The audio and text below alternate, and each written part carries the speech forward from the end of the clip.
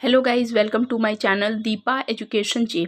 आज की इस वीडियो में हम बात करेंगे लेखपाल एक्सपेक्टेड कट ऑफ को लेकर, जो अभी हाल ही में जो सुनवाई में क्या किस विषय पर चर्चा की गई है। देखिए, लेखपाल का रिजल्ट के बारे में कोई अभी निश्चित डेट फिक्स नहीं हुई है, लेकिन एक्सपेक्टेड कट ऑफ के बारे में हर हफ्ते में 10 दिन पे 15 दिन पर सुनवाई की डेट आगे बढ़ाई जा रही है। और जो अभी हाल ही में शनिवार के दिन जो सुनवाई हुई है उसके में किन चीज़ों पर, किन विषय पर, लेखपाल में किन विषय पर चर्चा की गई है के बारे में चर्चा करूंगी। इसके अलावा आपसे एक्सपेक्टेड कट ऑफ के बारे में भी बता दूंगी। ये सिर्फ और सिर्फ एक्सपेक्टेड कट ऑफ है, यानी इस बात का अनुमान लगाया जा सकता है कि सुनवाई के बाद किस विषय पर चर्चा की गई है और किन विषयों को बाहर निकाला गया है, और उसके आधार पर यानी उस बेसिस पर हम एक्सपेक्टेड कट ऑफ को बताएंगे।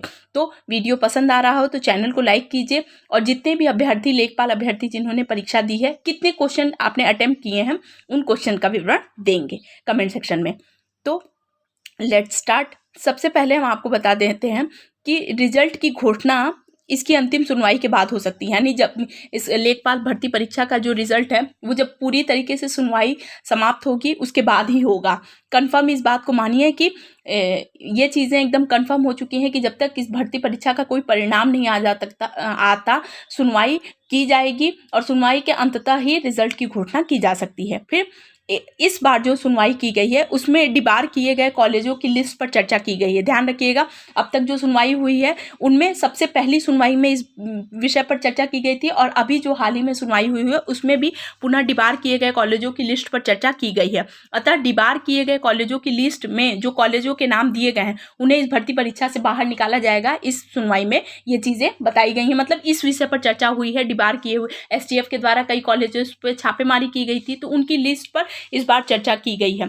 तो अगर ये लिस्ट में दिए हुए कॉलेजेस को अगर और उनके अभ्यर्थियों को बाहर किया जाएगा तो उनके आधार पर, मतलब इस लास्ट सुनवाई हुई है उसमें डिबार किए गए कॉलेजेस पर चर्चा की गई है। अब इसके अलावा इन बेसिस पर, इन विषय के आधार पर हम जो एक्सपेक्टेड कट ऑफ निकालते हैं वो कुछ इस प्रकार होगी कि जनरल 73 से 74 के बीच में मेरिट जा सकती है। अगर आप जनरल में हैं और 73 से 74 के बीच में है, 75 के बीच में, यानी 73 से ज़्यादा के मार्क्स में हैं, तो आप जनरल में पूरी तरीके से सेफ हैं। वहीं पर OBC की बात करें तो 72 से 73 मार्क्स पर आप सेव हैं।